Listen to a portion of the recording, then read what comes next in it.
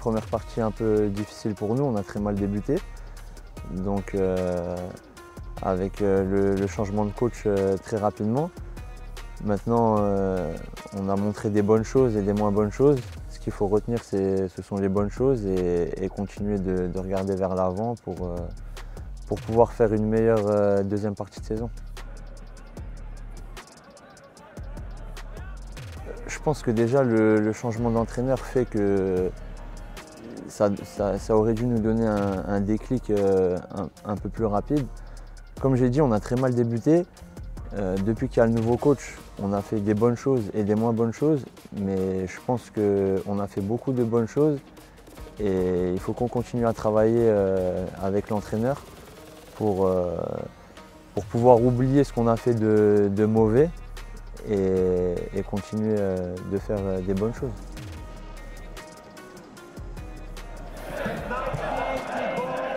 Moi, je vais être honnête, avant d'arriver ici, j'ai déjà entendu ce que c'était le nom du CSK parce qu'il y a quelques années en arrière, même quand j'étais plus jeune, même si je n'avais pas vu de match, j'ai déjà entendu parler du club, des matchs en Coupe d'Europe, etc.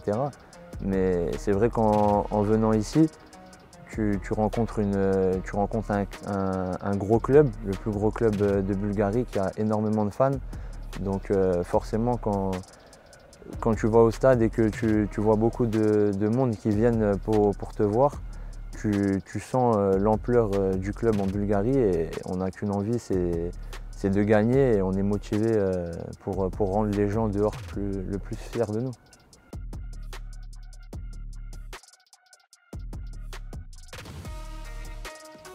Forcément, ça me fait penser un peu à la première année où j'étais ici, il y avait énormément de joueurs français.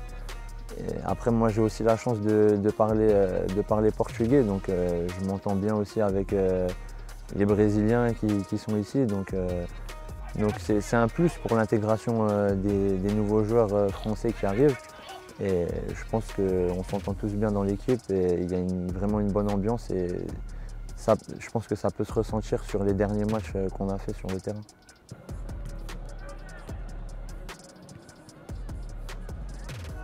Non, c'est pas du tout le cas. Moi, je l'ai connu à Niort. C'est vrai qu'il était beaucoup plus jeune. Il n'avait pas forcément la bonne mentalité nécessaire et il sait de quoi je parle. Mais c'est un joueur qui avait, même à cette période-là, énormément de qualité footballistique. Et je pense que le fait de partir de Niort, ça lui a procuré un déclic dans sa tête. Et mentalement, il était plus prêt pour le monde professionnel. Mais c'est un joueur que même dès le plus jeune âge, à Niort, qui avait énormément de qualité. Et on peut le voir maintenant sur le terrain.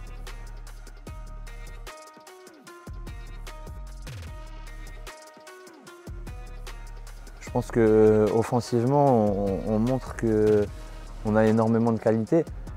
Je parle offensivement parce qu'on a beaucoup d'occasions, mais forcément quand on se crée des occasions, c'est toute l'équipe. Ça peut partir de derrière, du milieu de terrain pour finir devant.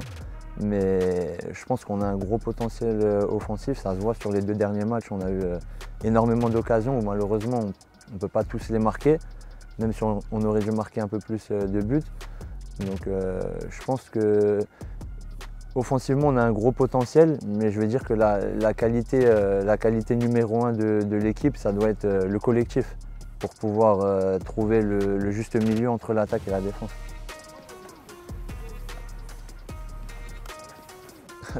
En dehors du terrain, totalement différent.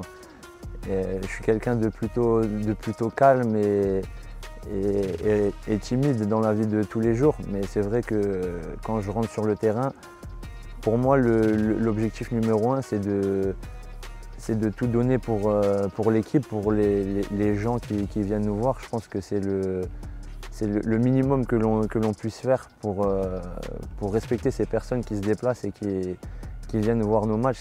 C'est tout donner. Après, ce qui se passe sur le terrain, malheureusement, des fois, ça ne dépend pas toujours que de nous. On peut gagner, on peut perdre. Mais l'objectif, c'est de gagner le maximum de matchs. Mais quand je sors sur le terrain, moi, mon objectif numéro 1, c'est de tout donner pour l'équipe, pour les fans, pour tout le monde.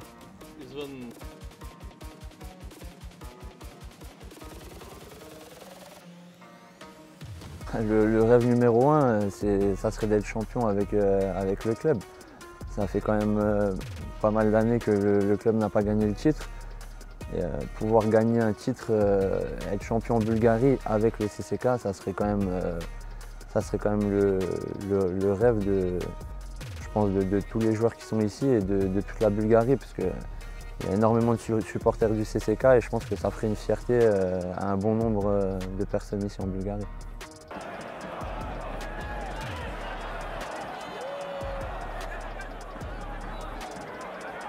Donc je souhaite de bonnes fêtes de fin d'année et de nouvelle année à tous les fans du club. Et j'espère qu'on commencera cette nouvelle année avec beaucoup de succès, qu'on rendra beaucoup de personnes fières, ceux qui viendront nous voir jouer. Et voilà, j'espère qu'avec les résultats, on arrivera à ramener le CSKA où il mérite d'être.